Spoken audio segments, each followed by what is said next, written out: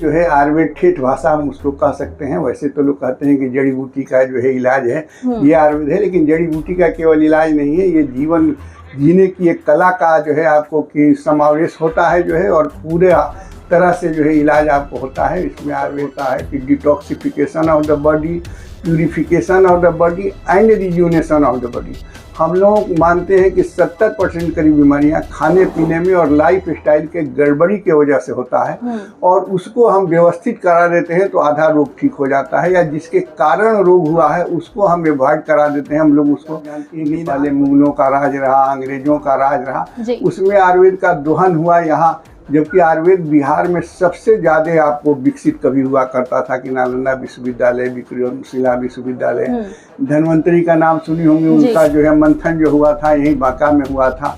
तो इस तरह से आयुर्वेद काफ़ी, और आयुर्वेद में विटल ऑर्गन कहते हैं जो ब्रेन है, लीवर है, किडनी है जो है आपको, और लंग्स है, हार्ट है जो है। तो इन सब चीज़ों का एक ये है कि लोगों में भ्रम है कि इसका इलाज आयुर्वेद में नहीं है। लेकिन हम समझते हैं कि जो एलोपैथ में आपको जो है, जो ऐसे कैंसर है जो केमोथेरेपी दिया जाता है, रेडियम थेरेपी दिया जाता है, या जो सर्जरी किया जाता है, अगर हमारे यहाँ प्रारंभिक अवस्था में लोग आ जाएं तो मैं एक 50 साल के अनुभव के आधार पर एक दावे के साथ कह सकता हूँ कि 30-40% लोग उसमें जो है, योग को हम अलग नहीं मानते हैं, योग हमारा समाहित है। तो योग जो है और आयुर्वेद को जोड़ करके ढंग से इलाज दिया जाए और पेशेंट एक विश्वास के साथ दे, तो जो है आपको मानसिक जितनी भी बीमारियां हैं वो मानसिक बीमारियां भी आपको अच्छी खासी संख्या में, जिसको हम 60-70% कह सकते हैं, कि वो आपको ठीक हो सकती हैं। और ठीक मैंने आपको हजारों तो नहीं लेकिन सैकड़ों मानसिक रोगियों को मैंने ठीक किया होगा। मेरा नाम बीना है और आप देख रहे हैं फिटनेस फैक्ट। फिटनेस फैक्ट में हम बात करते हैं स्वास्थ्य से जुड़ी समस्याओं के ऊपर, इसके उपचार के ऊपर, और स्वास्थ्य से जुड़ी जो भी खबरें होती हैं उसके ऊपर। इसी सिलसिले में हमने कई डॉक्टरों से बातचीत की है, कई विषयों पर बातचीत की है, लेकिन आज जिस विषय पर हम बातचीत करने वाले हैं वो थोड़ा डिफरेंट है, क्योंकि आज हम आयुर्वेदिक डॉक्टर दिनेश प्रसाद जी से बात करने वाले हैं और आयुर्वेद के बारे में जानने की कोशिश करेंगे ओवरऑल। और उसके बाद अगली बार जब हम मिलेंगे किसी आयुर्वेदिक डॉक्टर से तो हम किसी विशेष टॉपिक पर बात करेंगे। सर, सबसे पहले तो सर स्वागत है आपका, थोड़ा सा सर अपना इंट्रोडक्शन दे दीजिए। धन्यवाद। जो है मैं वैद्य प्रोफेसर दिनेश्वर प्रसाद, रिटायर्ड प्रिंसिपल जो है आपको गवर्नमेंट आयुर्वेदिक कॉलेज दरभंगा से हुआ हूँ। उसके पहले जो है पटना और बेगूसराय में प्रिंसिपल रह चुका हूँ। मैं 76 में ग्रेजुएशन पास किया, तो इस और 81 में MD किया, 83 में PhD किया, और लगातार मैं शैक्षणिक और चिकित्सकीय कार्यों में लगा रहा। तो कुल मिलाकर के 50 साल का करीब अनुभव है, जो कि आप लोगों के सामने जो है समाज को सेवा दे रहा हूँ। तो ये सर, पहला सवाल यही रहेगा कि धीरे धीरे हम पहले तो आयुर्वेद में ही थे, आयुर्वेदिक तरीके से ही हमारा ट्रीटमेंट होता था भारत में जो लोग थे, लेकिन उसके बाद ये लगभग समाप्ति की ओर आ गया और फिर एक बार इसकी ओर लोग बढ़ रहे हैं। आयुर्वेद क्या है सर, किस तरीके से यहाँ पर ट्रीटमेंट होता है, थोड़ा सा पहले ये बता दीजिए। सबसे पहले तो आयुर्वेद आप जानती हैं कि आयुर्वेद जीवन का विज्ञान हम लोग कहते हैं, और जीवन जो है शरीर, आत्मा, इंद्रिय और मन के संयोग को जीवन कहते हैं जी। तो जहाँ इन चीज़ों का जो है, जहाँ आयु का वर्णन हो, जहाँ आयु का जो है इलाज होता हो जो है, तो वो जो है आयुर्वेद ठेठ भाषा हम उसको कह सकते हैं। वैसे तो लोग कहते हैं कि जड़ी बूटी का जो है इलाज है ये आयुर्वेद है, लेकिन जड़ी बूटी का केवल इलाज नहीं है, ये जीवन जीने की एक कला का जो है आपको कि समावेश होता है जो है, और पूरे तरह से जो है इलाज आपको होता है। इसमें आयुर्वेद का मुख्य रूप से हम लोग चिकित्सा का 2 अंग मानते हैं। एक को हम लोग संशमन चिकित्सा कहते हैं, जिसको औषधियों के द्वारा, दवाओं के द्वारा रोग को दबा देना या निकाल देना जो है, और दूसरा हम लोग यहाँ एक संशोधन चिकित्सा कहते हैं, जो जड़ मूल से अगर रोग पुराना हो गया है, बार बार हो जाता है, तो हमारे आचार्यों ने कहा कि जड़ मूल से निकालने के लिए संशोधन चिकित्सा, जिसको ठेठ भाषा में पंचकर्म चिकित्सा हम कहते हैं, इससे हम दोषों का निर्धारण कराते हैं। वात पित्त कफ का आप नाम सुनती होंगी, जो कि अनबैलेंस अगर हो जाता है, ज़्यादा हो जाए, कम हो जाए, उसी तरह हम लोग के यहाँ धातु होता है जो है रस, रक्त, मांस, मेद, मज्जा, अस्थि, शुक्र जो है, ये 7 धातुओं में कुछ विषमता हो जाती है, तो उसको जो है हम लोग जो है निकालने का जो है, या जो घट गया उसको जो है डालने का कोशिश करते हैं। मूल रूप से इसको डिटॉक्स कह सकते हैं कि पंचकर्म चिकित्सा होता है, उसका ऑब्जेक्ट होता है कि detoxification of the body, purification of the body and rejuvenation of the body.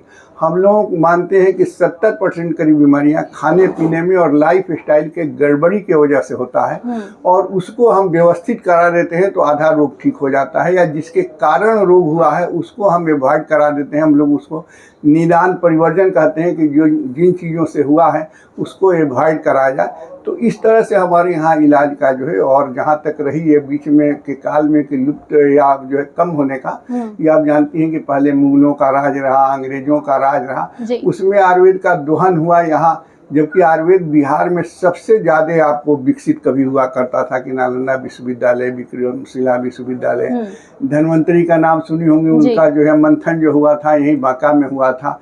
तो इस तरह से आयुर्वेद काफ़ी, और आयुर्वेद में जो हम लोगों के यहाँ अष्टांग कहा जाता है, तो 8 अंग के जो रचयिता, जिसको जो शुरू के हम आचार्य कहते हैं, करीब करीब उसमें से अधिकतर बिहार के, आप सुश्रुत का आप नाम लिए वो बिहार के थे, आपको जो है नेमी का जो है बिहार के थे, च्यवन ऋषि का आप नाम सुनती होंगी बिहार के थे।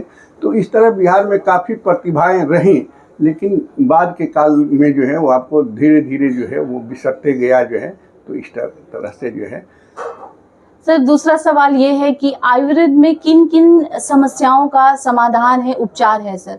बहुत सारे लोगों को नहीं पता कि क्या लीवर है या फिर कैंसर है, क्या इन सब का भी इलाज आयुर्वेद में अभी के टाइम में पॉसिबल है? निश्चित रूप से मैडम, कि अभी जो आपको जो हम लोगों के यहाँ 4 वाइटल ऑर्गन कहते हैं, जो ब्रेन है, लीवर है, किडनी है जो है आपको, और लंग्स है, हार्ट है जो है, तो इन सब चीज़ों का एक ये है कि लोगों में भ्रम है कि इसका इलाज आयुर्वेद में नहीं है। लेकिन हम समझते हैं कि जो एलोपैथ में आपको जो है, जो जैसे कैंसर है, जो केमोथेरेपी दिया जाता है, रेडियम थेरेपी दिया जाता है, या जो सर्जरी किया जाता है, अगर हमारे यहाँ प्रारंभिक अवस्था में लोग आ जाएं, तो मैं एक 50 साल के अनुभव के आधार पर एक दावे के साथ कह सकता हूँ कि 30-40% लोग उसमें ठीक हो सकते हैं। लेकिन जनरली क्या होता है कि हम लोगों के यहाँ जो है आपको तन मन धन चारों तरफ से जब बर्बाद हो जाते हैं तब लोग आते हैं। इसलिए जो है कि लास्ट आवर में हम लोग बहुत लाभ नहीं दे पाते हैं, लेकिन फिर भी हमारा अपना मानना है कि जो है उस अवस्था में जो 2nd ग्रेड, 3rd ग्रेड या 4th ग्रेड में जो है भी लोग आते हैं, तो उनको 25-30-40% तक हम जो है उनके रोग को भले ही ठीक नहीं कर पाएं, लेकिन उनके कॉम्प्लिकेशन को हम ठीक कर सकते हैं। सर मानसिक रोगी या यूं कहे कि डिप्रेशन, एंजाइटी के जो मरीज हैं, उनके लिए कितना कारगर है सर ये? मैडम उसके लिए ज़्यादा कारगर है जो है हम लोगों के यहाँ। एक तो ये है कि औषध, आहार विहार 3 तरह का मिला करके जो चिकित्सा होता है, तो हम लोगों के यहाँ आयुर्वेद में जो है योग को हम अलग नहीं मानते हैं, योग हमारा समाहित है। तो योग जो है और आयुर्वेद को जोड़ करके ढंग से इलाज दिया जाए और पेशेंट एक विश्वास के साथ दे, तो जो है आपको मानसिक जितनी भी बीमारियां हैं, वो मानसिक बीमारियां भी आपको अच्छी खासी संख्या में, जिसको हम 60-70% कह सकते हैं, कि वो आपको ठीक हो सकती हैं। और ठीक मैंने आपको हजारों तो नहीं, लेकिन सैकड़ों मानसिक रोगियों को मैंने ठीक किया होगा जो है आपको आयुर्वेदिक कॉलेज में, जहाँ भी हम रहे तीनों जगह, तो वहाँ काफ़ी संख्या में मरीज आते थे और ठीक हुआ करते थे। तो जितना भी आपको क्रोनिक बीमारियाँ जो एलोपैथ में लाइलाज माना जाता है, उसमें से बहुत सारी जो है बीमारियाँ हम लोग ठीक कर सकते हैं, ठीक कर रहे हैं। और पहले सरकार का उतना जो है आपको सहयोग नहीं मिलता था। मैं माननीय प्रधानमंत्री जी का बहुत ऋणी हूँ कि इनके टाइम में जो है काफ़ी आयुर्वेद का विकास हुआ है। बिहार सरकार में भी हमारे माननीय मुख्यमंत्री हैं, माननीय स्वास्थ्य मंत्री हैं, तो अब आयुर्वेद को कुछ सुविधाएं मिल रही हैं, तो हम लोगों को प्रतिभा दिखलाने का जो है मौका मिल रहा है, और हम लोग प्रतिभा को प्रदर्शित कर रहे हैं और काफ़ी लोग लाभान्वित हो रहे हैं।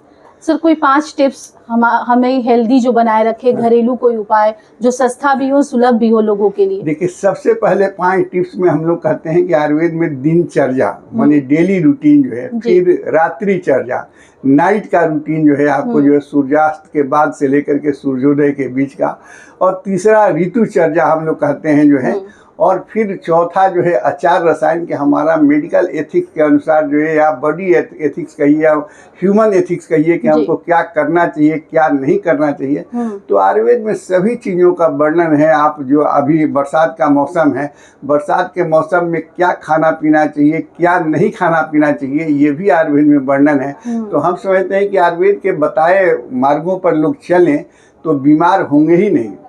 आयुर्वेद का 2 प्रयोजन कहा गया है कि एक स्वस्थ लोग हैं, उनको जो है माने बीमार न पड़े, और दूसरा किसी कारण बीमार हो जाए तो उनको ठीक करें।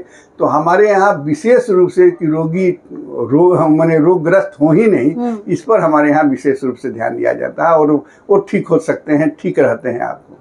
तो मुख्यतः ये है कि हमको अपने दिनचर्या पर काम करना होगा, तभी हम हेल्दी रहेंगे। हाँ, निश्चित रूप से अगर दिनचर्या सावधानी हटी और दुर्घटना घटी, तो दिनचर्या में थोड़ा सा खाने पीने का भी टाइम अगर गलत आपका हो जाता है, गलत खान पान हो जाता है, तो आपको रोग हो सकता है। इसलिए जो है हम लोग के यहाँ जो परंपरा कहता है, हर अपने स्टेट का, हर क्लाइमेट का अपने तरह का खान पान है। पंजाबी लोगों को अगर जो है चावल खिला दिया जाए तो बीमार हो जाएंगे, और बंगाली लोगों को रोटी खिलाया जाए तब बीमार हो जाएंगे।